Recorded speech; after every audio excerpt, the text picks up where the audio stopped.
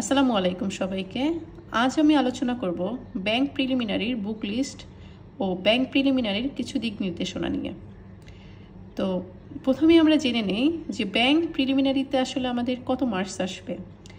Bank প্রিলিমিনারিতে মূলত 100 মার্কসের একটা এক্সাম হয়। সেখানে বাংলা থাকে 25 মার্কস, ইংরেজি থাকে 25 মার্কস, গণিত থাকে 20 মার্কস, সাধারণ জ্ঞান থাকে 20 মার্কস ও কম্পিউটার থাকে 10 মার্কস। তো এখানে আমাদের আসলে কিছু বই প্রথমে সিলেক্ট করতে হবে, যে বইগুলো পড়লে আমরা ইফেক্টিভ ওয়েতে ব্যাংক প্রিলিমিনারিটা সহজেই কমপ্লিট করে ফেলতে পারবো। তো এখানে যারা একদম নতুন, যারা এর আগে ব্যাংক প্রিলিমিনারি পরীক্ষা দেননি বা ব্যাংকের জন্য প্রিপারেশন নেওয়ার চিন্তা ভাবনা করতেছেন, তাদের আমি প্রথমেই বলবো আপনাদের সবার আগে একটা ভালো মানের প্রশ্ন ব্যাংক কিনে নিতে হবে। যে প্রশ্ন ব্যাংকটা কিনে আমাদের প্রথমে অ্যানালাইসিস করতে হবে যে বিগত ব্যাংকের এক্সামগুলোতে কি ধরনের প্রশ্ন এসেছে, কোন কোন ধরনের প্রশ্ন এসেছে, এই জিনিসগুলো আমাদের প্রথমেই অ্যানালাইসিস করে নিতে হবে। তারপরে আমাদের ভালো মানের কিছু বই সিলেক্ট করতে হবে। তাহলে চলুন আজ আমার আলোচনার বিষয় শুরু করি। আমি এখানে কিছু বইয়ের লিস্ট করেছি। এই লিস্টটা মূলত যারা ব্যাংক প্রিপারেশন নিতে চাচ্ছেন তাদের জন্য। তাহলে চলুন, এখানে আমি বাংলা মূলত 25 মার্কসের হয়। তো বাংলা 25 মার্কসের মধ্যে গ্রামারই বেশি আসে, ব্যাকরণ সাইড থেকে বেশি প্রশ্ন হয়। সেখানে হয়তো 4 থেকে 5টা সাহিত্য আসে। তো সাহিত্যের জন্য ডিটেলস আসলে কিছু পড়ার দরকার নেই। তো আমি বলি সাহিত্য পাঠের জন্য এখানে জব সলিউশনটা পড়লেই আপনি ওই 4-5 মার্কস কমন পাবেন।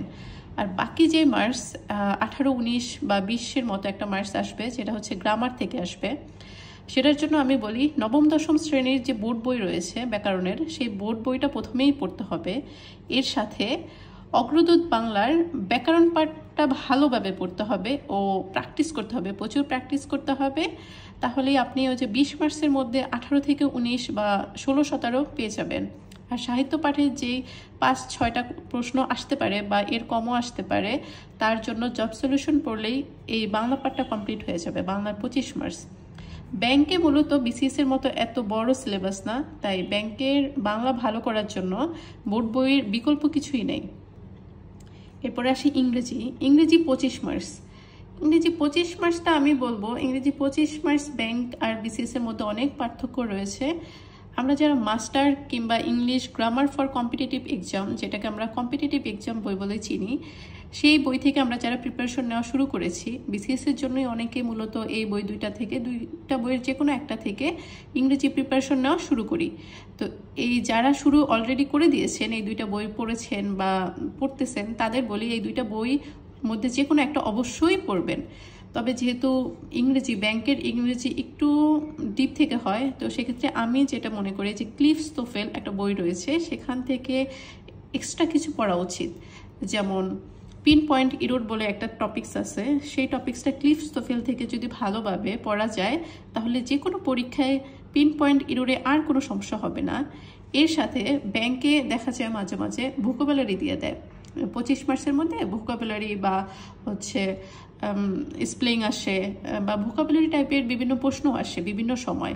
তো গত বছর আমরা ইংরেজি দেখা গেছে যে ওরা জব সলিউশন থেকে দিয়ে দিয়েছিল অনেকগুলা ইংরেজি প্রশ্ন, কিন্তু এই বছর যে অমনটা হবে ব্যাপারটা এরকম না। যারা ব্যাংক প্রিপারেশন নিতে চাচ্ছেন তাদের উচিত হচ্ছে আসলে একটু ডিপ পড়া।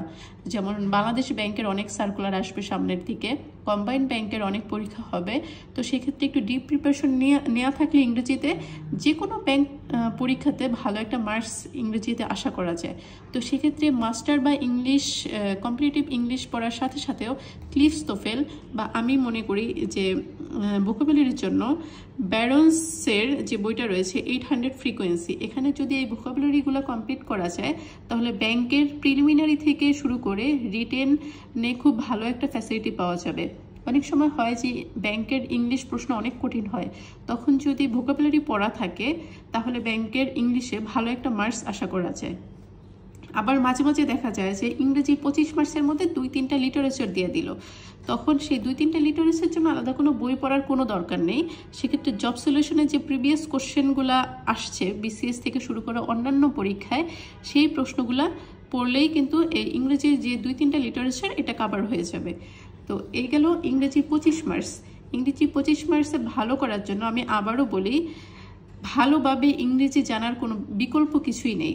যেমন মাস্টার বা কম্পিটিটিভ ইংলিশ পড়েই যে ইংরেজিতে ভালো করা যাবে ব্যাংকের পরীক্ষাগুলো, তো সেটা কিন্তু কোনো নিশ্চয়তা নেই।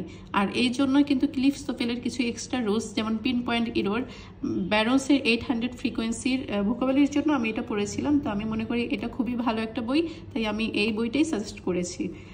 এরপরে আসি গণিত। গণিত 20 মার্কস ভালো করার জন্য প্রথমেই আমাদের বেসিক স্ট্রং হতে হবে। যারা হচ্ছে বিসিএস এর প্রিপারেশন নিচ্ছেন, তারা অলরেডি নবম দশম শ্রেণীর বই কমপ্লিট করেছেন, বা হচ্ছে যে কোনো একটা পাবলিকেশনের বই অবশ্যই কমপ্লিট করেছেন। তো সেক্ষেত্রে তাদের বেসিক আমি মনে করি স্ট্রং অলরেডি হয়ে গিয়েছে। তো তারা যদি ব্যাংকের প্রিপারেশন নিতে চান, তারা মূলত এই যে আগারওয়েলের ম্যাথ বুক একটা বই রয়েছে, যে আগারওয়েল একটা বই, যে বইটা হচ্ছে ইংলিশ এডিশন বা ইংলিশে লেখা বইটা। এই বইটা যদি কেউ কমপ্লিট করতে পারে, তাহলে ব্যাংকের প্রিলিমিনারি থেকে শুরু করে রিটেন একদম ফুল কমপ্লিট হয়ে যাবে, একটা বইতেই সম্পূর্ণ কমপ্লিট হয়ে যাবে। কেউ যদি মনে করে যে আগারওয়েল ইংলিশে লেখা আমার কাছে কঠিন মনে হয়, তাহলে তার ক্ষেত্রে আমি মনে করি যে খাইরুজ অ্যাডভান্স ম্যাথ বইটা রয়েছে, যেটা ব্যাংকের জন্য, এই বইটা কমপ্লিট করতে পারবেন। এই বইটাতে সুবিধা হচ্ছে যে ইংরেজির পাশাপাশি বাংলাতেও ট্রান্সলেট করা। কিন্তু আমার কাছে মনে হয় যে যেহেতু কোশ্চেন ইংলিশে আসে, তাই আমাদের আসলে কোশ্চেন ইংলিশে পরীক্ষার হলে যেহেতু ইংলিশে আসে, তাই আমাদের আসলে ইংরেজিতেই প্র্যাকটিস করা উচিত। তাই আমি মনে করি যে ব্যাংকের এই 20 মার্কস প্লাস রিটেনের ম্যাথ কমপ্লিট করার জন্য এই একটা বই যথেষ্ট।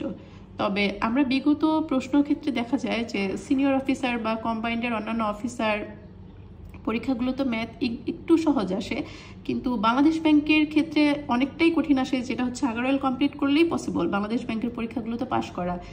তো আর আপনি যদি আগারওয়েল প্রথমেই কমপ্লিট করে ফেলেন, তাহলে আপনার বাংলাদেশ ব্যাংকের পরীক্ষাগুলোর জন্য আপনি প্রিপেয়ার্ড হয়ে যাবেন, প্লাস হচ্ছে কম্বাইন্ড ব্যাংকের সিনিয়র অফিসার থেকে শুরু করে অন্যান্য পরীক্ষার জন্য আপনি প্রিপেয়ার্ড হয়ে যাবেন। তাই আমি মনে করি যারা একদম শুরু থেকে ব্যাংক প্রিপারেশন নিতে চাচ্ছেন, তাদের আসলে গণিতের জন্য আগারওয়েল ম্যাথ বুকটা করা খুবই ভালো হবে।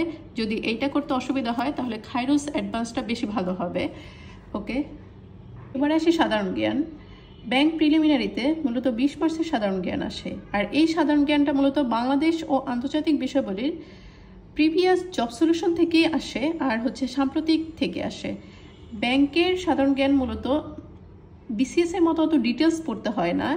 প্রিভিয়াস জব সলিউশন যে প্রশ্নগুলো আসছে তা একটু ডিটেলসে পড়লে, আর সাম্প্রতিক 3 মাস সাম্প্রতিক পড়লেই মূলত ব্যাংকের সাধারণ জ্ঞান 20 মার্কসে খুব ভালো করা যায়। এর জন্য ডিটেলসে পড়ার কোনো দরকার নেই, শুধুমাত্র জব সলিউশন বাংলাদেশ বিষয়াবলী ও আন্তর্জাতিক বিষয়াবলীর জব সলিউশন পার্টটা পড়ে নিলে আর সাম্প্রতিক পড়ে নিলে ব্যাংকের সাধারণ জ্ঞান কমপ্লিট হয়ে যাবে প্রিলিমিনারির জন্য। এরপরে আসি কম্পিউটার 10 মার্কস। এই কম্পিউটার 10 মার্কসের জন্য অনেকগুলো বই পড়ার কোনো দরকার নেই, যেহেতু বাজারে অনেক বই রয়েছে। তবে তার মধ্যে আমার কাছে আলাস কম্পিউটার বেশ ভালো মনে হয়েছে, তাই আমি মনে করি যে আলাস কম্পিউটার পড়লে আর প্রিভিয়াস প্রশ্ন একটু অ্যানালাইসিস করলেই আপনি কম্পিউটার 10 মার্কসের মধ্যে ভালো একটা মার্কস তুলে ফেলতে পারবেন। তো এই ছিল আজকের ব্যাংক প্রিলিমিনারির পুরো একটা বুক লিস্ট। এরপরে ডিটেলসে অন্যান্য দিক নির্দেশনা আমি পরবর্তী ভিডিওতে দিব। আশা করি আপনাদের এতে অনেক উপকার হবে।